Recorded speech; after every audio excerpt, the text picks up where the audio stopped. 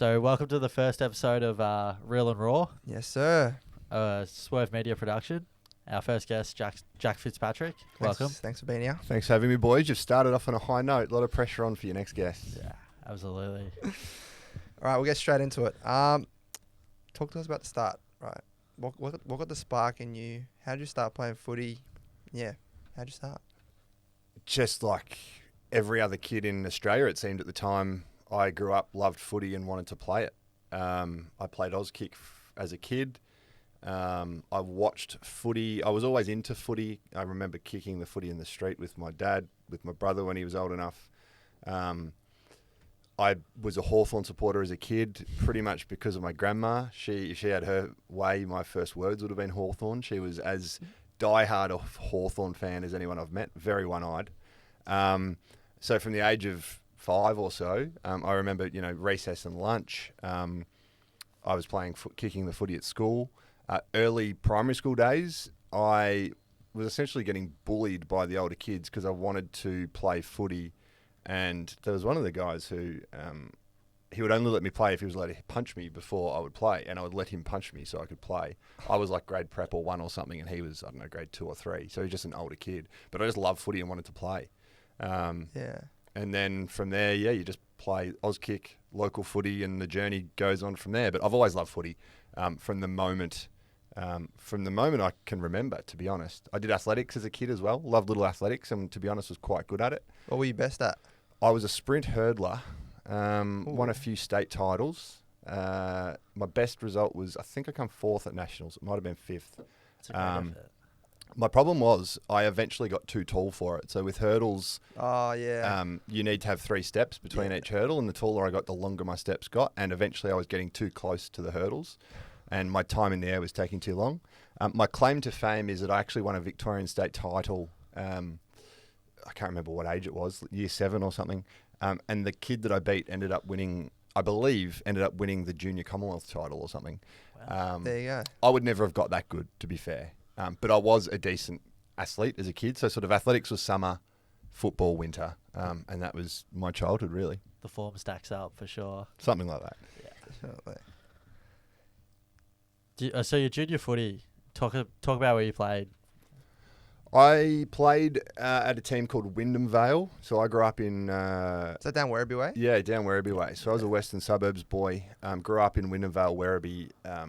Moved a lot as a younger kid, but we sort of settled in Werribee, Wyndham Vale. Yeah. Did primary school there, high school there. Had a great upbringing. Close with my family, best mates with my brother. He just got married recently. I was best man at his wedding, which was, amazing. Yeah. And one night I wanted to play footy. I was playing Auskick, but I wanted to play the real thing. And literally on the way home from work, my dad saw that there were people at the Oval. So he came home from work, took me down and signed me up. Wyndham Vale I loved. Have some great friendships still from people I played junior footy with. We were probably always... Werribee is the big suburb and the big team out that way, and sort of for every team in the age group, Werribee would have 3 or 4 teams, and Wyndham Vale would sort of struggle to get one. So we were sort of the poorer cousin, which was fine. I had no problem with that. I played out of my age group for a couple of years. So I think it was under 9s, and I was technically only an under 8, and they didn't have it. So I played a year up, 9s, 10s, 11s. And then I think and then I went to under 12s. But then from then on, it went 12s, 14s, and 16s. And I wasn't allowed to play out of my age group, given it went up 2 years in a row.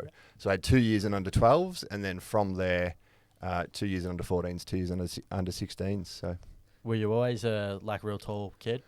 I was always taller. Even at high school, like at the start of high school, I was one of the taller kids, but I wasn't sort of the tallest. Then I had a really big growth spurt in grade 7, 8 and 9, pretty much. Yeah.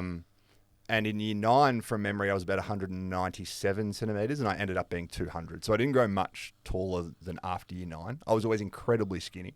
I think year 9, when I was that height, I was about 70 kilos.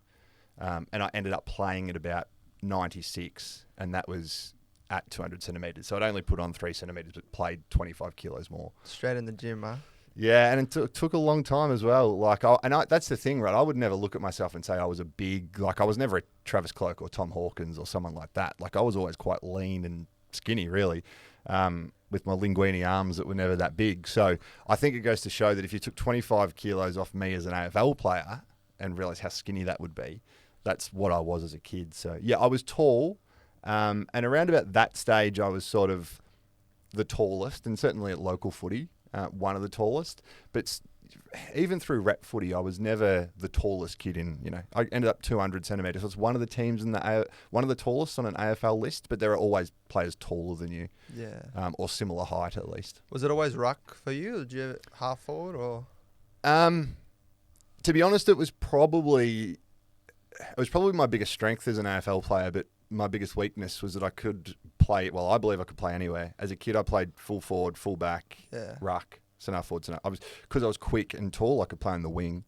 I always personally believed I was a tall forward. That was my best position. Well, you showed it in the AFL, so you that's kick goals. So. That's what I felt. A tall forward who could help in the ruck. It was funny because I ended up at 200 centimetres. Everyone had, he can play in the ruck. He can play in the ruck. It's only because my neck is stupidly long. If I had a normal sized neck, I'd be about 197 and would never have had to play ruck. So I could play in the ruck, and certainly as a junior, my ability was to get around the ground because, again, I was fast. Fit. Fitness was never a massive strong. I was very good speed-wise, but fitness-wise wasn't great. And then I didn't mind playing in the back line, to be honest. I only had 1 year at the top level playing back line. I played VFL all year and played 3 AFL games as a defender and actually played pretty well. Was that at D's or the Hawks? My last year at the D's. Oh, okay.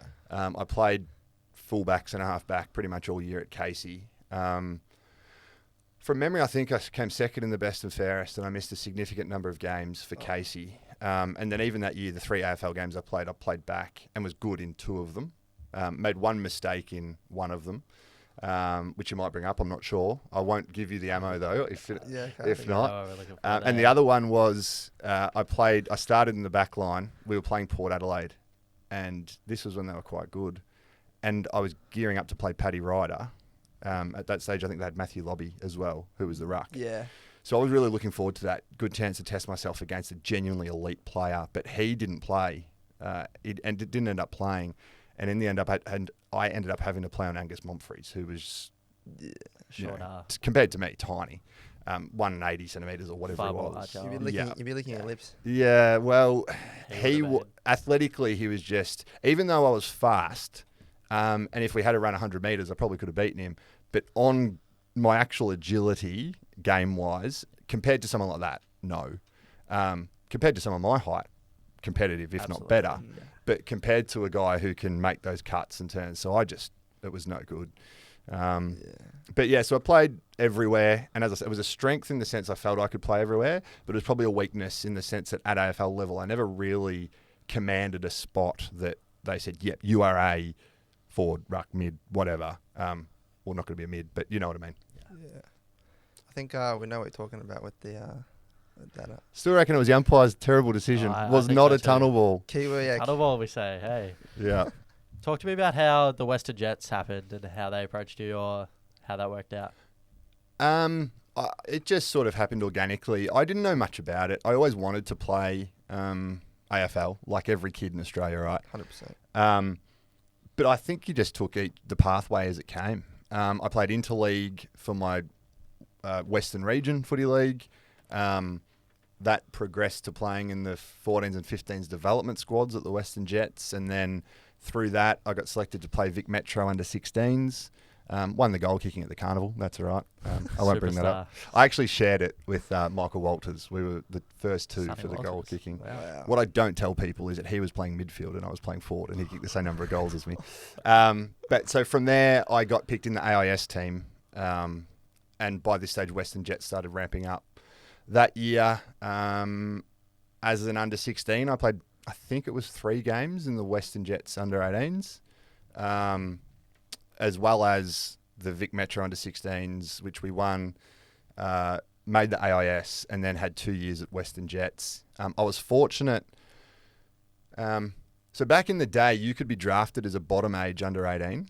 As long as you were born, I think it was before the end of April. I could be wrong, but I think it was before the end of Sounds April. about right, yeah. So when I was a bottom age, because my birthday's June, I wasn't old enough to get drafted. But there was a player, Jack Watts was my age, but he was born at the start of the year. So he got drafted as a bottom age, whereas Tom Scully was the same as myself, and he couldn't be drafted till the next year. Tom and myself, despite not being able to be drafted, we played bottom age Metro. We won that carnival, which was great. And then, top age Jets. I played. To be honest, I had a pretty poor year. I had a pretty poor under 18s year. Did it make you nervous going to the draft then? I was always confident I'd end up somewhere. Given the fact I'd played Vic Metro under 16s and made AIS from that. Yeah. I was in the AIS. I played 2 years in a row of Vic Metro, was in the leadership group at Vic Metro as an under 18. But at the start of my under 18s year, and this wasn't me, this was what the sort of word was at the time, was that I was sort of talked about as top 3, top 5 pick, certainly top 10. And I just had a really poor year. Lack of form. In hindsight, while it wasn't deliberate, did I perhaps get ahead of myself? Maybe. You're a 17, 18-year-old kid.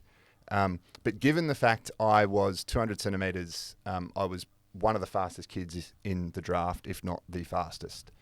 I still bring this up now, but at the draft camp that year, I was the fastest in the repeat speed test, which was 6 30-metre runs. That's impressive. You can go back and there were players like Gary Rowan, Dusty Martin, Lewis Jetta, who were in that same draft combine, who I'm running faster times than. So given the fact I was 200 centimetres, had a decent junior career and was genuinely fast, I always thought that at worst case I'd probably be rookied, which probably lends itself to the fact that if I knew that, well, it was never I deliberately got ahead of myself. I just think as a 17, 18-year-old kid, you start going to 18th birthdays, you've got high school, you start getting your license, all these things start to come, and maybe, you do just get a little bit ahead of yourself. But it certainly wasn't a deliberate thing, and there's no excuses for it. I just had some games where I didn't play as well as I would have liked. Were you hard on yourself, or? I've always felt I've been pretty good at being able to... I'm not afraid to say what I'm good at or if I've played well. Yeah. But I genuinely do believe I'm quite good at saying, well, I'm not good at this, or I need to improve this, and I haven't played well. And some of the games where I supposedly didn't play well, I don't think I was as bad as people were sort of making out to be. And I'll give you an example. We played Gold Coast during the National Carnival. So Queensland that year was Gold Coast because Gold Coast were coming into the AFL. Yeah. And I played fullback that game. Now, sort of my best games as a defender at TAC Cup, you were defending well, but you were also taking intercept marks and doing all that stuff. This game, I didn't really do any of the intercept mark stuff. But I kept my opponent to 1 goal, and my opponent was Charlie Dixon. So I haven't, I've played on a player who's okay, and I've played okay, and not been... back then, though. I think at that time it was like he's on Gold Coast lists and whatever, but sort of he's a kid from Gold Coast. Yeah. And you haven't really done much. So I didn't lose that game, but I think at the time it was almost like, well, Jack hasn't played well. And I always thought, well, I still think as a defender, your job's to keep your man quiet. Yeah. Right? And I kept my man quiet that day, who turned out to be a pretty good AFL player over a long period of time. So I think, some of my form wasn't as bad as it was made out to be. Yeah. But I think what had happened as well as a bottom age player, to go back a step, Patrick Dangerfield was a year older than me. Patrick Dangerfield got drafted as a bottom age player, and because he got drafted to Adelaide, he did year 12 in Geelong still. So he played TAC Cup for Geelong, even though he'd already been drafted. Because he'd been drafted, they essentially played him forward for a lot of the time. He didn't do a lot of stuff in the midfield. But obviously Danger was a freak. Yeah. Absolute gun. And as a bottom ager, I was playing forward. And after however many rounds, I was equal leading goal kicker for, well, it was a TAC at the time. I think now it's NAB or Coates League or whatever. Yeah, Coates League, Talents League. And Danger and I were the equal leading goal kickers of the Coates League, and then I ended up playing centre-half back for the second half of the season. So I think it showed that I was versatile and could play different roles, but also was going quite well. So I think because I played such good footy as a underage player, that as a top age player, I just never really had those games where I'd kick bags. And I think from there it was like, being in the AIS, it's interesting. Michael Hurley was a year above me, and he was in the AIS. Parents, lovely people. He obviously got drafted early to Essendon, pick 5 or 6 or something. But he couldn't be drafted as a bottom major. And his parents said to my mum and dad once, they said, not a word of warning, but they said their experience is that as a bottom major, everyone tells you how good you are and how good your kid's going to be and what they can do. But because they've known the player for so long, the top age year just becomes all about what they can't do. Is he not a good kick? Is he not fit? Is he not this? Is he not that? So you spend your whole time being told how good you are at whatever, but then your top age year, they're just trying to pick and nitpick of what you're not good at. Yeah. And my experience is probably similar. It's like they've seen what you can do, but they've watched so much of you now where they go, well, okay, he can do this, this and that, but he can't do that. He can't do this. He can't do that. So only focusing on the negatives of your game then. They're trying to find some reason not to pick you, or just to look at it and go, okay, well, we're going to invest a lot of time into this player. Whereas other players who come into the system so quickly, they only see them play 4 or 5 games and they go, wow, he can do this. And they haven't seen anything else. Yeah. So it's like all about the upside. Whereas when you're overexposed, it almost works anti your favour. Anyway, as I said, don't get me wrong, I didn't play the footy I would have liked to have played that year. So I ended up getting drafted at pick 50. Pick 50, yeah. Which is 49 too late. Absolutely. I always tell people that was the year that Melbourne got fined for tanking. Yeah. Was that year, which, if my memory serves correct, they actually got found not guilty of it, but got fined, which staggers my mind. Anyway, that's a separate conversation. They actually didn't tank to get Scully and Tringo at pick 1 and 2. They tanked to get me at pick 50. Yeah, no doubt about that. 100%. It's all calculated. Correct. Definitely. Well, let's talk about, we're in the VFL now. Not much game time in the ones, obviously. What was it like being in the VFL for so long? Were you demotivated at any stages? Because the goal is to play AFL football. Yeah, not early. Again, I think being realistic, even though you're competitive, and I've always had self-belief, so if I'd have played AFL round 1 of my first year, I would have backed myself to go in. I also am realistic about the fact that I'm a 200 centimetre tall who's very skinny. I think I got drafted at 85 kilos, and I needed time to develop like a lot of talls do, right? And then combined with the fact I had a number of injuries in my first 2 years, where I just couldn't get a solid run at it. I had a great pre-season in my first year and played in the first couple of NAB Cup games. Then I got left out of the team and played 1 or 2 VFL. Osteitis pubis, when that was the rage. My first game back, I dislocated my shoulder and missed some time building that back up. Yeah. By the time that came back, there's probably only 5 weeks left for the year.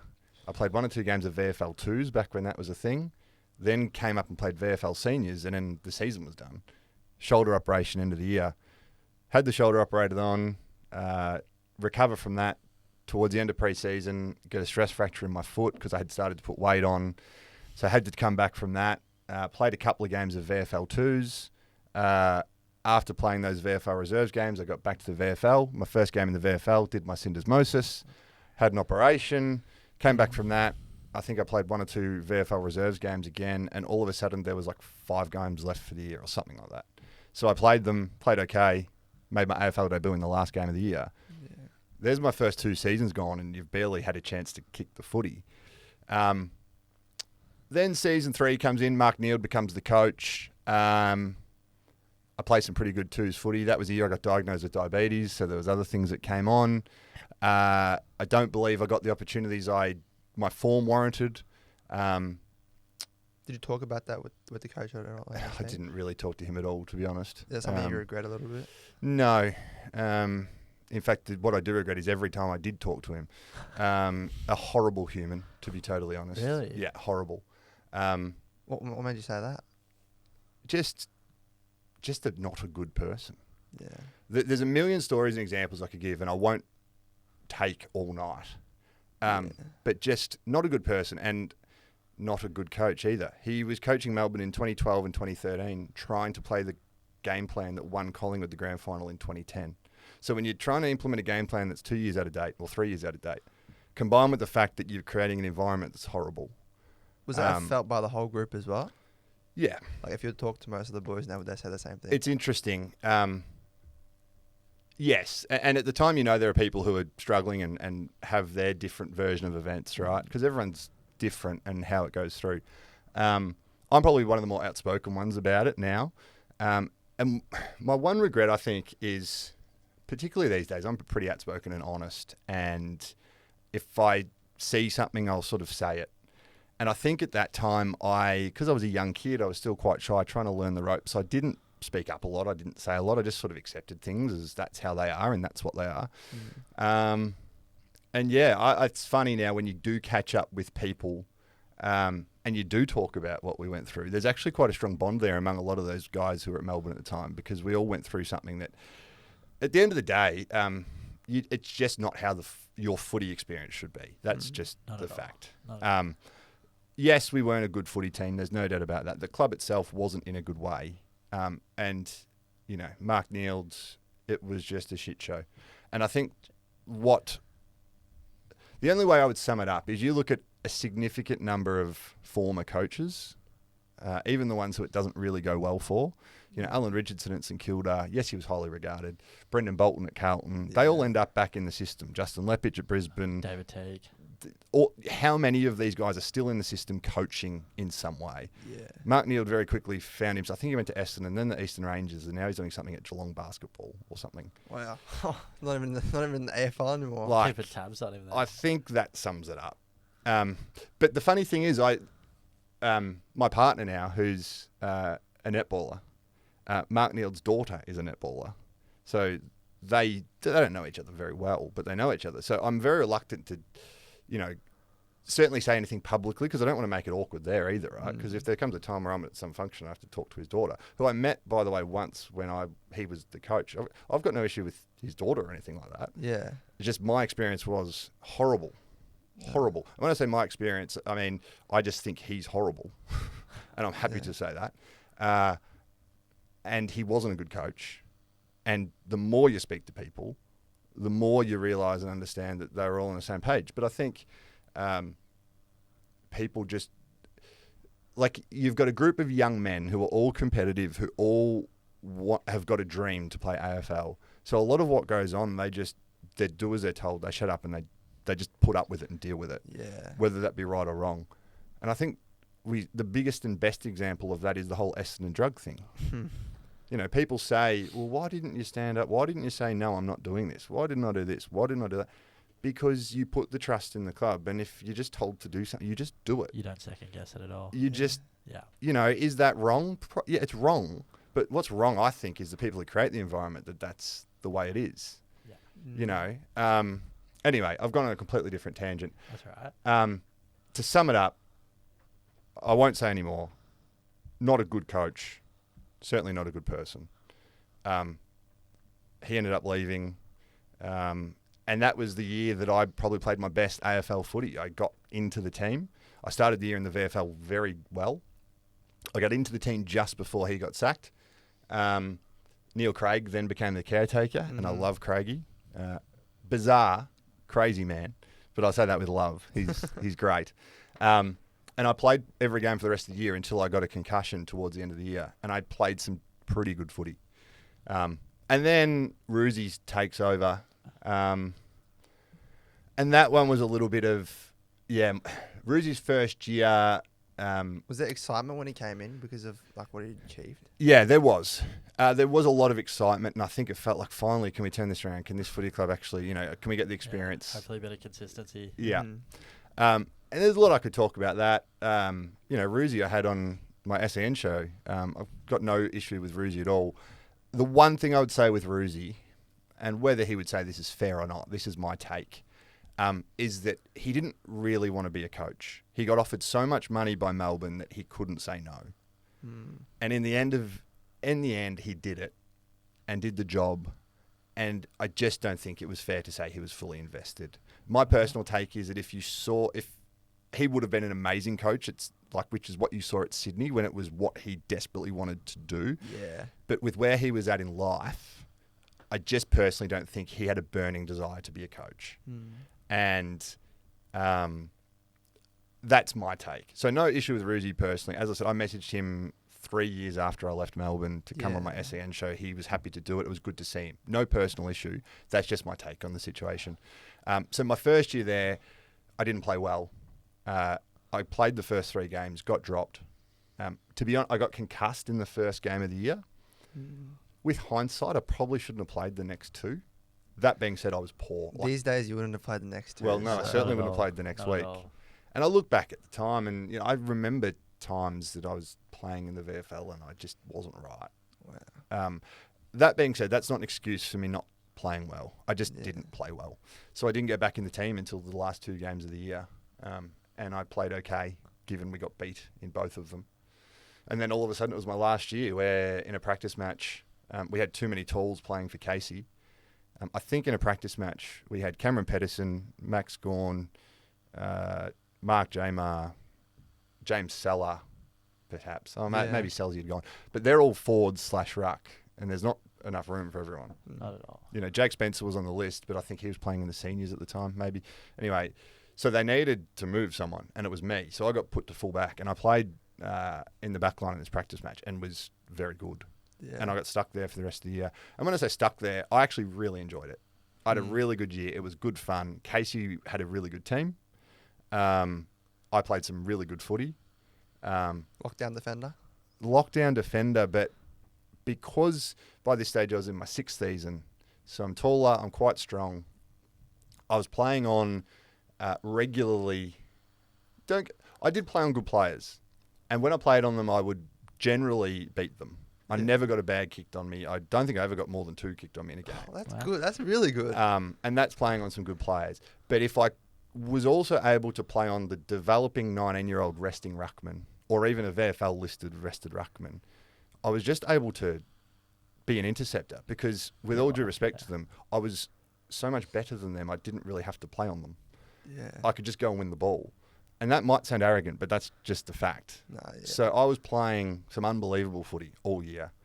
And then played 3 AFL games, came out, copped a concussion in a VFL game, so missed 5 or 6 weeks back. And you talk about honesty. My first game back was in the finals. We played a knockout final against Essendon. And I was sort of... Essendon played finals? Yeah, in the VFL. In the VFL. Yeah, no finals of the AFL. And I kept joking to the boys, Mr. September's back, we'll be fine. Like all that kind of stuff. And the first half was my first game back for 6 weeks. So, sorry, the first quarter, I had the ball on a string. I reckon I've taken 6 or 7 intercept possessions. But the problem was every time I got the ball, I gave it straight back to the opposition. Oh, one of those games, huh? And because I was playing in the back line, straight to the opposition goal. So I've had an absolute stinker. Hella. Like a stinker. And by this stage, I probably knew my time at Melbourne was up too. The coach ended up throwing me forward. Did kick a couple, but I probably still owed a few. And it was actually that bad. I went up to him after the game and said, mate, I'm sorry. Like, it was just one of those games you do so well to get the ball. God, I gave it back. And just bad, unnecessary turnovers. And by the time, like, we were probably 3 or 4 goals down at quarter time and the game was almost over. Yeah. And that was my time at Melbourne. So you had an idea, or did you have an idea that you were going to get delisted? I had a pretty good idea. And to be honest, I'd had some pretty conversations with my partner, a pretty honest conversation with my family and my partner at the time, that my time at Melbourne had come to an end and I was happy to leave. Because even though my first year under Paul Roos, my form was poor, the team was going terribly. So you could easily have said I could have got in the team. I did eventually. But that last year, I was playing some seriously good VFL football. Seriously good VFL football. And I just didn't get a game. I got 3. The game that I got dropped, I played as a key defender against Collingwood. Now, admittedly, I played on Jesse White, he was a good AFL player. Yeah. Wasn't a superstar. Big body. Did the job, though. I did the job. I played full back. I think he kicked 1. I kicked 1. So he cancels out then? Cancels out. I played pretty well. I made one error, which was the tunnel ball, Oh, which I still blame the umpire for making a terrible decision. talk me Even through though- that. What was going through your head? Yeah. I just wanted to rush the ball. And honestly, at the time, I didn't realise it looked as bad as it did. Yeah. I can tell you, hand on heart, as true as I'm standing here, that I tapped it.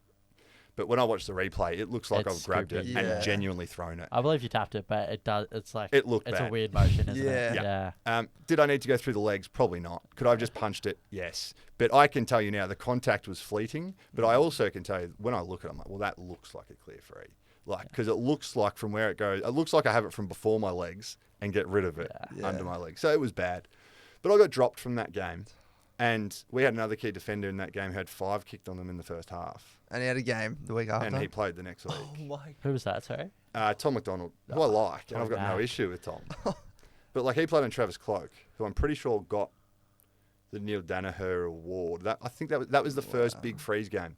Oh, yeah, it would have been actually. Great Yes, experience, yes, yes. 2015. Yes. So I remember during the warm up, I basically spent my time watching the The big slide. freeze, seeing what this was like because it hadn't been done before. So I'm like, what's this like? So don't get me wrong, I own up. Yeah, I made a mistake in that game. I otherwise played pretty well. And yes, Tom McDonald had played a lot of footy. So does he deserve more than one game or one bad game? Maybe. Yeah, probably. Same thing we said about But- you there. You've got a guy who's just had 5 kicked on them, and his opponent was the best player on the ground, voted the Neil Danaher medal. I was okay, had 1 kicked on me, got dropped. And then the next few weeks was again playing well for Casey. Yeah. And we had a run. So the other key defenders in the team, Lyndon Dunn, good friend of mine. Yeah. Colin Garland played a bit tall and small, but he was in the team. And I think over the next few weeks, Danaher kicked a bag for Essendon and Schultz kicked a bag for Port Adelaide. Like I'm talking each time the player kicked 5 or so. Wow. And I still couldn't get in. And That's I'm brutal. playing. Ruzi, what were you doing, mate? So I think, to be fair, they just said he's been here for 6 years. He wasn't a high draft pick. He's had his chance. It just hasn't worked out. Probably in the rebuild as well. And that's it. They're like, well, what's next? Prioritize Right? the youth. Yeah. So I understood it to a degree. But I was also reasonably confident given my form and given that I had some interest from some other clubs throughout that year that I would end up, again, might have been as a rookie, which wouldn't have bothered me, but I Yeah. would probably end up at another club. I must admit at the time I didn't expect it would be Hawthorn though. Who were the other clubs? Who were they? There were a couple. Interstate or all Victoria? Pretty much Victorian, I think. North was definitely one. Yeah. North was definitely one. I'd met with them throughout the year.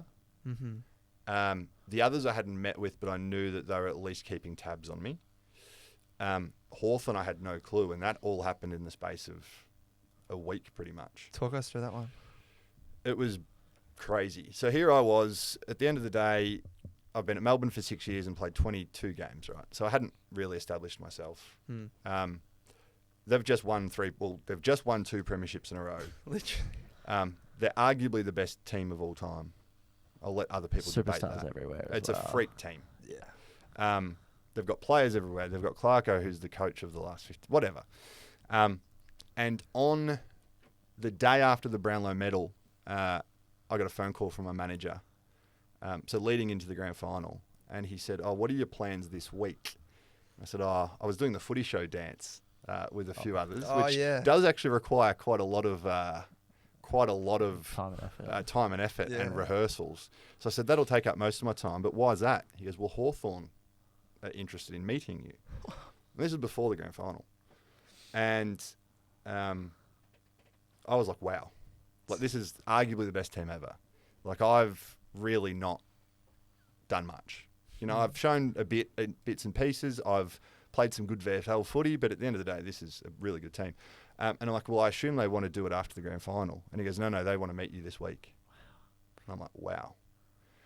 Long story short, we couldn't find a time that worked for both teams.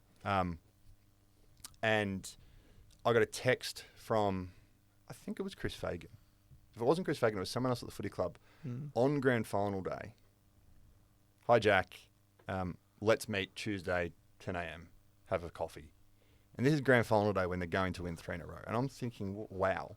So I've just replied with absolutely see Already you there. thinking about next year. Like, That's- good luck today. Yeah. So I was watching the grand final, and I was a Hawks fan as a kid. So I was sitting there, and I didn't tell anyone. Didn't tell a soul. Actually, I think I told my girlfriend at the time. So I'm sitting there thinking, come on, boys, go, win it. And they belted West Coast. They belted them. Disaster. They played so well.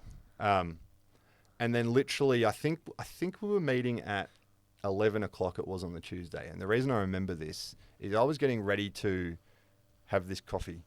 And I'd even prepped about if they ask this, what am I going to say? How am I going to answer it? I want this to go well, right? I really want to prep and put the time in, come across professional, come across well. And I'm like, I want to go there and, try and convince them to pick me up, basically. And then as I'm driving there, I'm listening to SEN. I'm a talkback radio person. Still don't have a Spotify account. So I'm a talkback radio man. And they had just announced the press conference that David Hale and Brian Lake were retiring. Oh, That's where it was. So I'm driving there. I'm like, well, that helps. Like that certainly doesn't hurt my chances. definitely not. So that's happening as I'm rocking up there. And then we have this coffee. And the coffee was great. But Was it just you and Fags, or was it Clarko, actually, Jason Burt, maybe? it was one-on-one. And I'm pretty sure it was Fags. Yeah, I'm 90% sure it was Fags. Yeah. Or was it someone else? I actually can't remember. I genuinely can't remember now, which is scary. I remember where we met. We met on Glenferrie Road. Oh, yeah. I think it was Fags. Anyway, the meeting, instead of me being like, talking about please recruit me, please, it was them trying to sell Hawthorn as a club to me and why they're so good. You're serious? And I'm sitting there thinking, this doesn't make sense. Like, you don't need to sell yourselves. You guys are the team, the club. You do everything right. You've just won 3 in a row. Yeah. I'm sitting here ready to beg, basically, saying, give me a chance. And you're basically saying why I should decide and come to play for Hawthorn. So when I rang my manager afterwards, I was like, that was weird. Like, that went surprisingly well. And anyway, about a week later, I got a phone call that Clarko wants to meet. And Clarko, and this was definitely with Clarko and Fags, in the boardroom at Waverley Park. Here we go. And I went there, rocked up, and it was surreal. I had been to Waverley Park so many times as a kid as a Hawthorn supporter. I went to Jason Dunstall's last game at Waverley. I went to the last game at Waverley where people were taking seats home. Like, it was pandemonium. People stormed the ground. I took some grass home from Waverley that day, and I hadn't been back there since until I'm there, ready to meet the coach, who I actually got a selfie with at the 2007 Best and Fairest and posted a photo on MySpace with Alistair Clarkson saying, hopefully me with my future coach. And now I'm there as this guy who's potentially ready to come in. So I've dressed up. I wasn't in a suit or anything. And Clarko comes up and he's in bike shorts and a singlet and he's just been in the gym. So me, him and Chris Fagan talk and we discuss my time and, what are you good at? What aren't you good at? What do you need to improve? What do you think you could bring? All of that sort of stuff. Conversation went well. And I actually remember when Clarko walked in, I was so nervous and shy. Pinch yourself moment. I didn't know whether to call him Alistair or Clarko. Oh, no. So he's walked in, he's like, Big Fitzy, how are you, mate? Like that kind of thing. And I've gone over to say hi. And I was like, oh, g'day, Clarko. Oh, shit, I've blown it. Like straight away. But he ended the conversation with, he just shook my hand and said, well, it's good to have another big fella on board, and walked out. Wow. So nothing had been agreed at that point in time. But I'm like, wow, this might actually happen. And then by the time I got to my car, I got a couple of texts and people were like, rumours are you going to Hawthorn? Ooh. And I'm like, It's that quick. I've literally never told anyone. I haven't even told my parents. How'd it come out, I wonder? I don't know. The only way I could possibly explain it was in the syncros, I don't know what the word is. The weirdness of this was that the day before was when I was meant to catch up with them, but I had a funeral. And the funeral was one of my best mates, his grandmother. And she was a mad Hawthorn supporter, and his entire family are Hawthorn supporters. And I used to go to the footy with them from the ages of about 14 to 16, every week, pretty much, with his family. And we were at her funeral the next day. So the only people I told was at that funeral and said, just so you guys know, I'm actually meeting Clarko tomorrow. And they're like, oh my God, no way. So whether it somehow got out from there, I don't know. I'd officially, I think, been delisted by this stage anyway. Like, it was common knowledge. And then my dad worked around the corner from Waverley. So I drove there and I'm like, are you at work? He's like, yeah. I'm like, can I come in? He's like, what's wrong? I've never been to see him, particularly out there. I'm like, can I just come in? He's like, yeah, come in. So I told him, I've just met Clarko. I think I'm going to Hawthorn.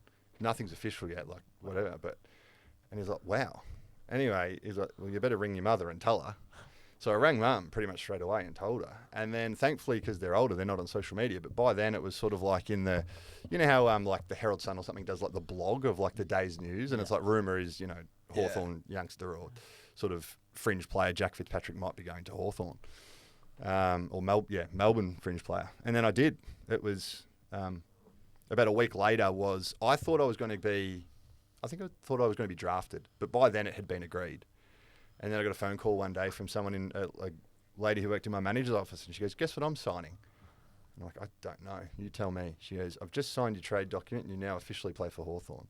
I was like, I didn't even know I was getting traded. So I got traded for, I think it was pick 94 or something.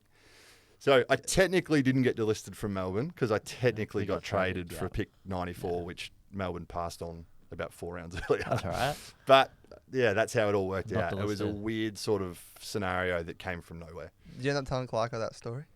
I think I would have told him over the journey and showed people that I've got photos from.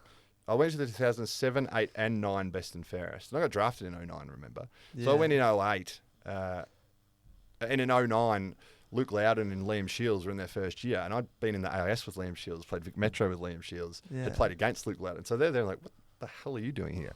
I'm like, I'm just a nuffy fan that is happy to be here.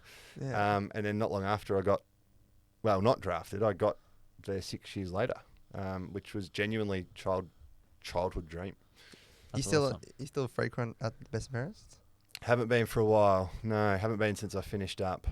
Just life gets in the way. And look, it's, my 2 years there were great and I really appreciated it and the club were fantastic, still are. But footy clubs move on really quick. And even when I was doing the podcast, so I did the podcast in 2018 and 19. So I finished in 17, retired because specialists told me I had to because of concussion. That was why I ended up having to stop. And then it started, I won't go into the full story. Long story short, I did the podcast in 2018 and 2019. Fits and Chips with James Frawley. Yeah. Great name. Good podcast, by the way. Absolutely. Thank you. We were going to call it Fitzy and Chipper, similar to Fitzy and Whipper, but we thought we'd go Fits and Chips instead. Anyway, I was doing that. And even by the end of 2019, when I would be in the club, and it's only 2 years after, the playing list changes over, staff chat, like it very quickly becomes a different place. And that's not a bad thing as such. It's just how footy works. Players leave all the time. So you want to be a part of the club, but at the same time, you're not one of the boys anymore. And even, in 2018, it was only a year after I left, they actually invited me to go to the Mad Monday because I was best on in the year before. So I was like, absolutely, I'll go. I wasn't working at the time. So I went to the Mad Monday. But even then, when you hang out with the boys, you're not in, you don't know the in-jokes. You're not at the club every day. You don't know the small jokes. And it's not anyone's fault, but you do get excluded very quickly. Yeah. And that's just the way footy works. And it's the way everything works, really. Definitely makes sense. Do you want to talk about the match winner on the G? I think that's why we're all here. How long have you got? Again, backstory to it, right? So that was my first game for Hawthorn. It was the last game of the year. I remember watching to make the top 4, wasn't it? To make the top 4. Friday night, wasn't it, or Saturday night? No, Sunday Arvo. Oh yeah, last the weird time. Second last game of the round, I think. I think there was a game in Perth that was after it, as pretty there much often decides is. it though. But yeah, it did. My first game, and 2016 was a disaster of a year for me personally. And the reason for that was I trained pretty well over pre-season. At the end of towards the end of pre-season, as a way of giving feedback, Hawthorn did this exercise where the players would split up into small groups and pick their best 22 for round 1 based on how people were training. Ooh. And it was a great opportunity for the players to give feedback to other players. And you look at who the group was at that time. Like, this is a huge opportunity to hear from Hodge, Mitchell, Lewis, Gibson, Burgoyne, Cyril, Roughhead, but like the list goes on. Yeah. You could name another 10 of them. So that was really a really big thing. Well, for me anyway, because I went to that footy club and I didn't know a single soul other than James Frawley, who I'd played with previously, and Liam Shields, who I played junior footy with. I had never met a single other Hawthorn player at this time. So You would have went watched them there. all playing when you were younger. Absolutely, as well, so. and respected them from afar because they were such a good team. So I get there and you just want to earn respect and try and fit in and all those kinds of things. And by the end of the season, I think over half of the teams had me in the 22 based on my... So I was really happy with that. Like, the feedback was good. I was doing what I could. And then played the first NAB Cup game, or whatever it's called. We played Carlton down in Tassie, I think. Then played the second one, and I hyperextended my knee against Richmond. And missed however many weeks. At the same time, my granddad, who I was incredibly close with, was really sick and dying. And he ended up dying the Tuesday after round one. The round one game was Easter Monday, I'm pretty sure. Hawthorn played Geelong. At that time, yeah. And I'm pretty sure he died on the Tuesday. So because I was injured with my knee, I was already in the rehab group. And then I was pretty much leaving as soon as I could to go and hang out and visit him in hospital and be with the family. Like, I'm really close with my family, but I genuinely was as close with this set of grandparents as I am with my parents. They lived around the corner. They were at every sporting event, picked us up from school, dropped us off at school. So close. So he then died. My knee got better. I played. And this is a year at Hawthorn that they were winning games by very close margins. Yeah. But Ruffy had his issues with his health. Yeah. Ryan Shellmakers didn't play until the end of the year. So there's two tall forwards gone. And at the time, James Sicily was a young kid. Tim O'Brien was a young kid. Yeah. They were both playing. The reality was that if I was fit, I would have played every week, almost regardless of form, just because they didn't have tall forwards. The manpower, yeah. And so that was tough in the sense that I'd previously not got a game because whether it be my form wasn't good enough or whatever, but this was just something out of my hands. So I recovered from my knee. About 3 or 4 games back in the VFL, I start to play decent footy, get a concussion. And missed however long. I don't know, call it 10 weeks. So by the time I come back and play, it's round 16-ish. And again, I'm guessing weeks. It could have been round 18, could have been round 14. I'm not sure. Yeah. But it just hasn't worked out. By this stage, even though they're not playing well, but they're winning, look like they're going to make top 4, be a chance at the 4-peat. And just purely through a lack of luck, I haven't really been able to play. So I start playing in the VFL and I'm playing okay. But it probably looks like it's just going to get to the end of the year and it's like, look, we had a crack at this. It's an opportunity. It just didn't really work out for us. Fair enough. Then all of a sudden, John Segler does his knee the week before. Playing against West Coast in West Coast. And he's out. So they had Mark Pitnet on the list at this stage. I think it was only his second year. So again, by that stage, I'm in my 7th year. He's in my 2nd. Pitto's been a pretty good ruckman now, right? And a really nice guy. Big body as well. But at that time, I was probably clearly ahead of him to play. And particularly the fact that I could play forward. Pitto was a pure ruck. And Ben McAvoy was in the team. So I was probably the next one in. And I shouldn't say this, but I will. Literally within 2 minutes of this happening. It was on a Friday night. Hawthorn played West Coast. Gorney, obviously a friend of mine, played with him for 6 years, drafted the same year. Within 2 minutes of Segs doing what looked like a bad knee injury, and it turned out to be his ACL, Gorney literally sent me a text which had one emoji, and it was the monkey emoji with his hand over his mouth. And it wasn't obviously like laughing at Segs, clearly. not. It was No, just more so like, Your hang chan- on, Yeah, your chances something now. might have happened. Yeah. Anyway, the next day we played Collingwood in the VFL, and I think I kicked something like 1 goal 4 or something, and it was just a nightmare. And then I went back and played back in the last quarter, playing on Mason Cox, and I'm just like, really, like I've got the ball, I've got the opportunity, I have not kicked straight.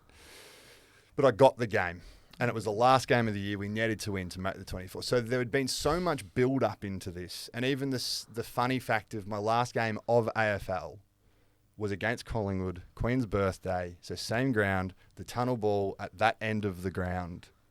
And the next time I went on the MCG was over a year later, new team, same opposition. We have to win to make the top 4.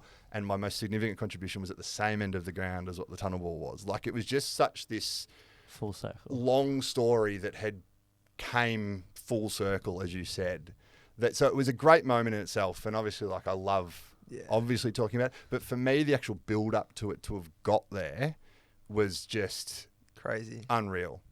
And I didn't give it the celebration it deserved. Yeah, Yeah, not at all. You're so shocked. I'm not I've never been a celebrator. Did you not think you had a distance or? I honestly, and the angle does cut me off. If there is an angle where I very quickly it goes through, I clap, fist pump, and high five Sam Mitchell. And then I get back, and what was happening in my head, because we needed to win to make top 4, I was in my head straight away trying to do the maths of, well, what's a draw do? Do we need to defend at this centre bounce or attack? Like straight away, Oh, you just, Yeah. what does this mean? It's not game over yet. So No. So there was still, I don't know. I didn't know how long at the Yeah, time, like- but you know there's a couple of minutes, yeah, right? 2 minutes. So straight away, and I've always been like this, and I've never been a massive celebrator. It's what's next, what's next, what's next. It's just who I am, and particularly being with that team that was so experienced, like that centre bounce. You look at it, and it's myself, and then it's Surioli, Sean Burgoyne, and Sam Mitchell. A-graders. Like here I am in my first game for the team, and these guys are 3 champions of the game. And then Cyril had just slightly hurt his hamstring, so came off. And I can't even remember who was in the centre bounce after that. But one of my favourite part of it is I look back on it now and I still watch the replay, and the little camera angle on us that's live. So they're showing the replay itself, but in the corner is the live vision. And you can actually see us discussing at the centre bounce of, well, do we need to win? Do we need to lock down? What does this centre bounce look like? And there's a little part where you can see it, and it's only tiny, but you can actually see me being like I'm like, I don't know what the score, like, does a draw put us in or does it not? In the end, it would have. Yeah. And we ended up winning the game. And I think that sort of gets lost in the history a little bit. People say, oh, you kicked the match winner. My goal only got us level. Tie, yeah. There was a point that was kicked after You don't that. win without it, but yeah. No, correct. We don't. But yeah, so, you know, there's so many little stories to come from that, which is this big moment, which, you know, an old Twitter account of mine literally got banned because I tweeted that highlight so much. Yeah, I saw it on your got Instagram. done You for- regrammed it. Is that what you said it was? Yeah, so I'd put it on Instagram and got shadow banned. Or what I got a warning from Instagram because I would always play the version with the Titanic music, so I would get done for copyrighted content because I didn't have the license to play the music. Yeah.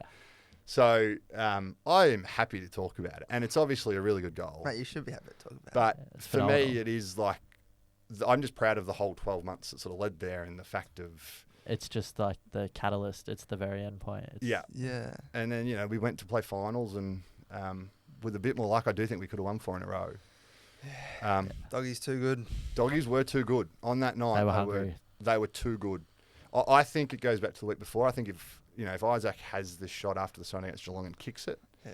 You're heading into a grand final, I reckon. I reckon. After that. I think we would have beat Sydney in it. So we play Sydney in a home prelim, who we would have beat.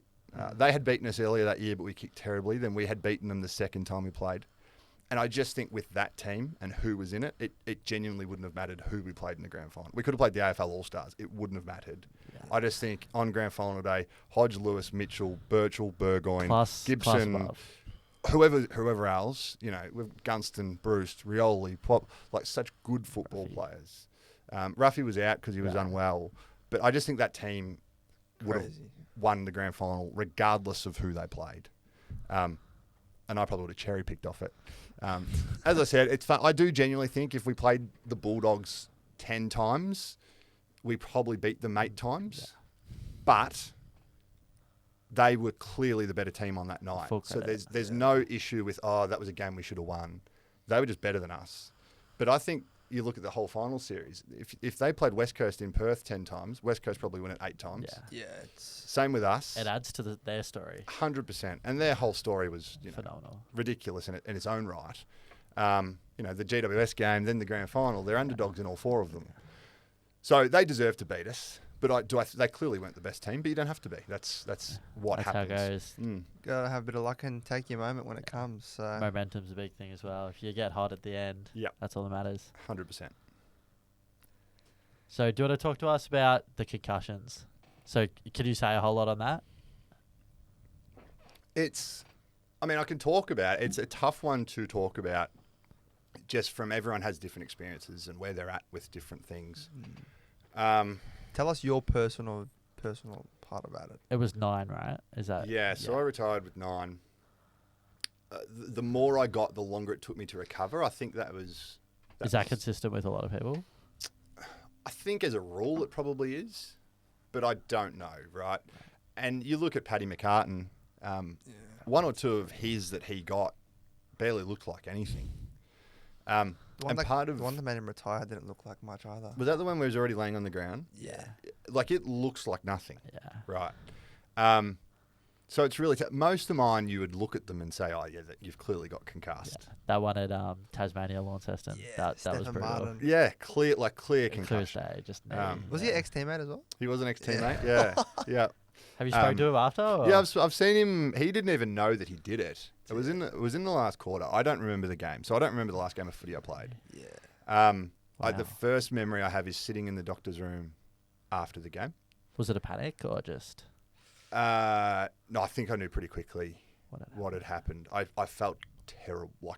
And the last one I had was different to all the others. So even the year before, when I think I missed, whether it be 8 games, 12 games, I can't remember, but it was a long period of time. But probably within a week, I was at the footy club. You know, I was up, getting out of bed. I'd drive to training. Now, every time I'd try and do training, I'd get symptoms.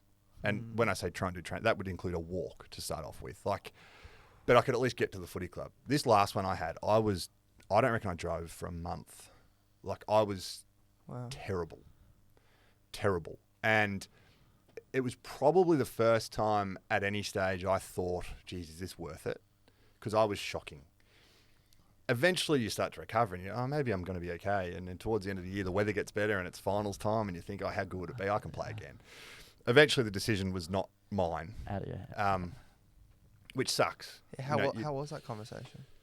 It was pretty honest, I think. It was a guy who I'd seen a couple of times. He was a mad Melbourne fan. So whenever I'd see him, I'd go in there and I'd spend the first hour and a half of the consultation talking about Melbourne and footy and whatever else. Nice guy. But he just eventually said, he goes, you can't play contact sport anymore. You just can't. And that's basically it. And So sudden. yeah, it was. Yes, I'd had a few, but it wasn't until the last couple where they were really long. I had a couple where I missed, say, 3 or 4 weeks, which at the time was uncommon, to be fair. But we see that a lot these days, right? Yeah. Now that the recoveries are proper. The awareness is much better now. The awareness is better. I would have said 10 to 15 years ago when I was playing that the awareness was better then than what it was. And it will be in 15 to 20 years of better than what it is now. Then there's there's the other stuff going on of what did the AFL know versus what did they share. That stuff I don't really know. That's for people well above my pay grade. There are times where I look back and, there was one I played at Melbourne. I actually do remember this. We played Freo at the G in 2013. It was the last game I played that year. And I went to the doctor at halftime and said, I think I'm concussed. I don't feel good. And I played the rest of the game out. And then after the game, I was shocking. I ended up basically, never. Yeah. I literally went to the doctor and said, I'm not good here. And literally played the game out after I told them. And I ended up that night. So I basically, after the game, ended up in the physio room, laying down on the physio bed. I feel shocking. And ended up in hospital. I probably didn't need to be in hospital, but I ended up in hospital because I was just terrible. I basically fell asleep after the game because I was cooked. As I mentioned then, the one which was the very next year, round 1, we played St Kilda at Etihad, and I was playing, and I think from memory I was going okay. I wasn't amazing. And I got tackled, and I actually remember, again, I'm no good here. Because I was tackled, and they sort of landed on top of me. Until you really looked at it, you wouldn't have noticed it. I think it was James Gwilt, if you remember him, and I sort of tackled him, and from memory, I sort of pulled him back onto myself. Because there was no clear sort of view, and then I don't know if it was he landed on me or my head hit the ground. I actually can't remember. He was a big boy there. And he was a big and strong guy. I played the next week. Wow. Now, at the times, did I pass the test? I obviously did. But, and I didn't even think about it at the time, but I look back on that game. We played West Coast at the MCG round 2. It was a Sunday afternoon. The weather was amazing. And I remember in the warm-up, I'm like, geez, I have a headache. I didn't even equate it at the time to being concussed. So I played terribly. I think I got subbed off, and deservedly so. Wow. So you actually played through concussion symptoms? Well, now that I look back at it no more, yeah, I would have. I wouldn't have known it was concussion symptoms, and I'd love to know what my testing was before the day. Yeah, Because I had to definitely. do the test the day before to play. What do the tests look like? Like, is it very extensive or? Yeah, well, there's a couple. There's one that you do on a computer. Then there's the SCAT test, which is sort of read out to you. I don't know what mine would have been like. I mean, I obviously passed what the threshold was at the time. But then, you know, to go back to 2013, so the one where I had the Freo concussion, and this is, you know, this is what football was like at the time. At the start of that year, so this is Mark Neild's second year, I played a practice match and I was diabolically bad. As bad as you could possibly imagine someone playing, I was worse. So I played VFL, and clearly the coach didn't like me at this time. Probably not many people in the coaching staff did. So I was sort of like just a guy who's just going to play VFL every week and whatever. And I got concussed in a VFL game, and I still remember it. I was in a pack. A guy was in front of me, and he had the ball in that hand and did a big wind-up handball just to handball it forward, like they were kicking behind us. Because I'm behind him, I sort of tapped the ball out of his hand, and he's followed through with the punch and just got me in the head. So I missed. Again, it wasn't a great deal. Like, it was probably 3 weeks, maybe. Maybe 4. But stuff we see this day and age.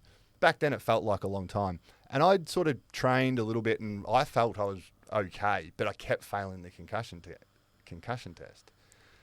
And I had a coach come up to me, and I won't say who it was, but a coach came up to me, and they're like, well, the actual vibe was that the club was annoyed that I wasn't playing. That was the vibe, which is ridiculous. That's ridiculous. Yeah. And it's like, VFL, I think at this stage they're practice matches.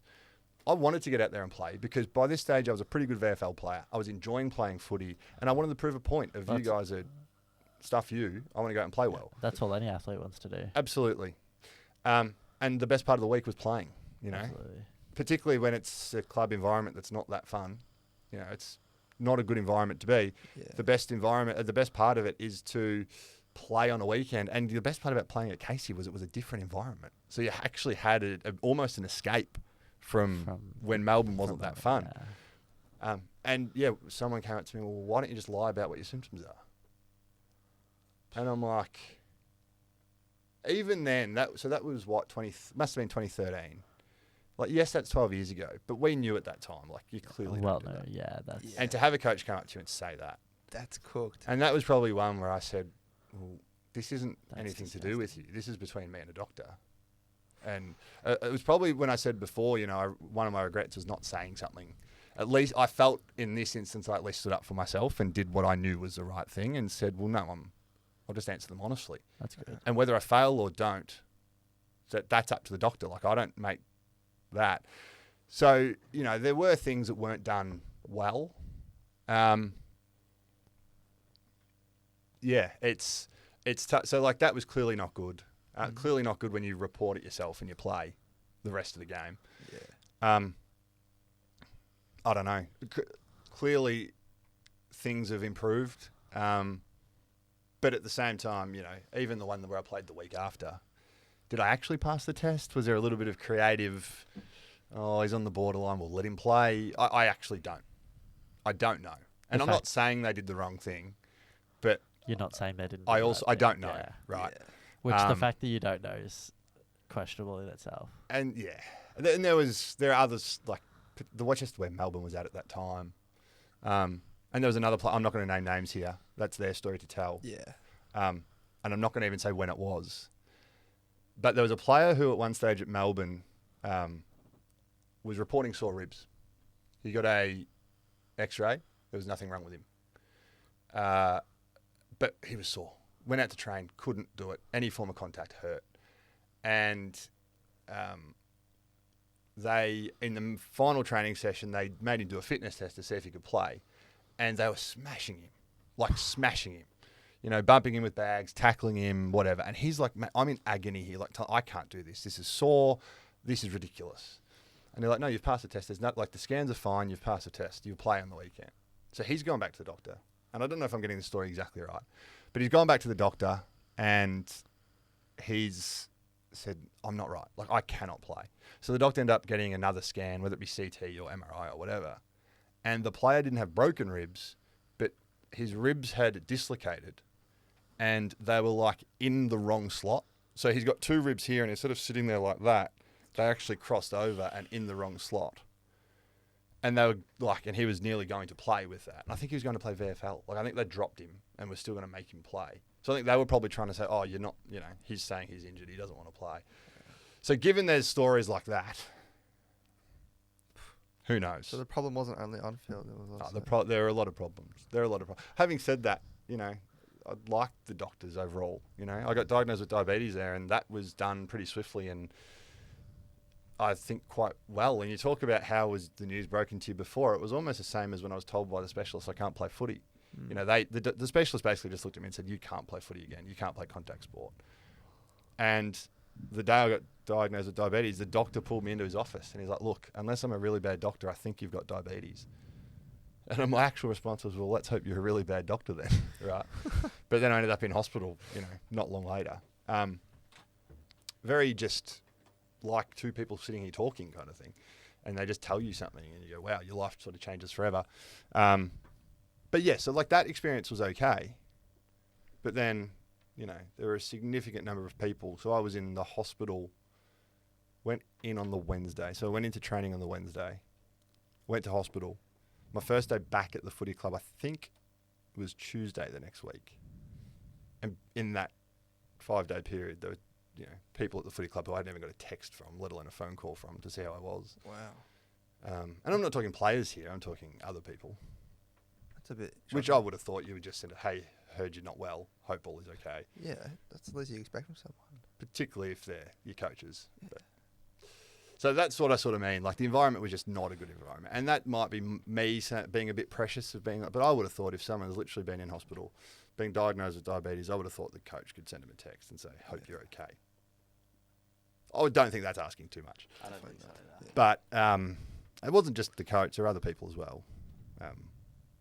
But again, I remember at the time, I was laying in the hospital bed, I'm learning about this and needles and injections and blood sugars and all that. And I got a text from, I think it was a text. It wasn't even a phone call from someone at the club saying, oh, Channel 7's found out you're diabetic, it's going to be on the news tonight. And I'm literally laying there in a hospital bed at this stage. I'd only told my parents and, again, my girlfriend at the time. How did they find that out so quick? Don't know. Someone's obviously let it out. But I'm sitting there and I'm like, my grandparents don't know, either side. Wow. And I'm like, if they find out off the news before take out the fact they'll be worried about me, both of my grandmas would kill me for not having told them before the news finds out. Like, so just little things like that just aren't done well. And again, I'm probably picking small things here that happens at every footy club. But it's something after something after something after something. And when it's not just me and you hear things that happen to other people, it's like, what a debacle the place was at times. Yeah. It's just ridiculous. But anyway, you move on. Yeah. You live in the land. Correct. Yeah. We'll wrap it up here now. But thanks for coming, mate. Sorry for talking your ears off, lads. Nah, you're good. No, That's what we want. I've enjoyed this. This is the first episode as well, so it's a great way to start. And I didn't know. I'm gonna be honest, I didn't know half the stuff we talked about today. I've learned quite a bit about you. Well, I hope it was interesting. I feel like Very there's a pretty interesting story there in the background, right? And there's a lot sort of in the background that because you haven't played 100 games or 200 games or one best and fairest and whatever, and I think the people that do see me, know me probably for being a bit of a larrikin and happy to have a laugh and whatever, which I am. That's just who I am. But I think there's a reasonably interesting story there. Definitely. But anyway, if people do fall asleep and they just wake up to the dulcet tones of my voice when they're tuning in, I hope they had a good nap while they were listening to your first episode, boys. Cheers. Thanks for coming. Thanks, and mate. we'll wrap it up here. Thanks, lads. Peace.